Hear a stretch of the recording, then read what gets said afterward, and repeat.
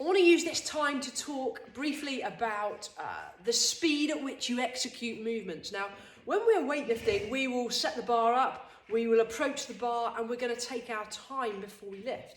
We may spend a minute or a few seconds beforehand thinking about the lift before we even go onto the bar. Now, let's say the bar is loaded, we'd approach the bar, hands on, again, be thinking about something technical. Then we would set, and there might be a split second before we even come off the floor. That is normal for weightlifting.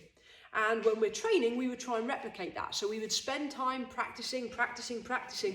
And every repetition, the aim is for it to be as sharp, as dynamic, as powerful as it possibly can be. Now, let's flip that over. When we go into a CrossFit gym, it's very common to see CrossFit athletes racing the clock, doing the Olympic lifting movements, and then they wonder why something goes wrong. Now, look, I'm no CrossFitter, I don't claim to be, and for sure, without CrossFit, our sport would be dead. So we owe an awful lot to those of you that are doing CrossFit. But if you want to master and be really, really good at the Olympic lifts, or at least demonstrate improvements so that when you're doing your CrossFit WODs, you can perform so at the right weights, with maximum efficiency, minimizing the risk of injury, then you need to train in a way that's going to at least give you a chance to be able to execute that when you're up against the clock. So my recommendation is obviously go back to basics and get the movement right.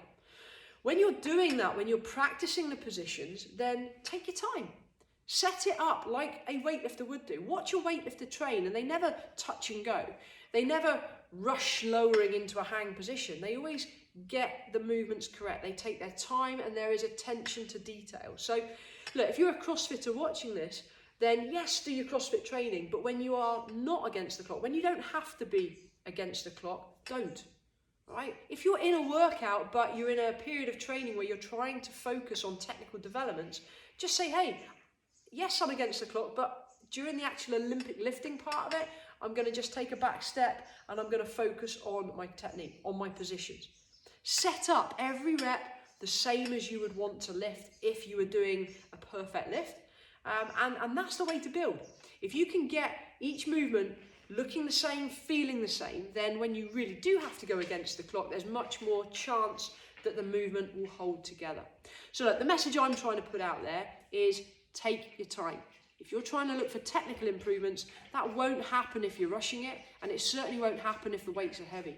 You need to take a step backwards in order to make those 10 steps forwards in terms of improvement. So be patient, set up, attention to detail, try and make every lift the same and every lift sharper than the one before.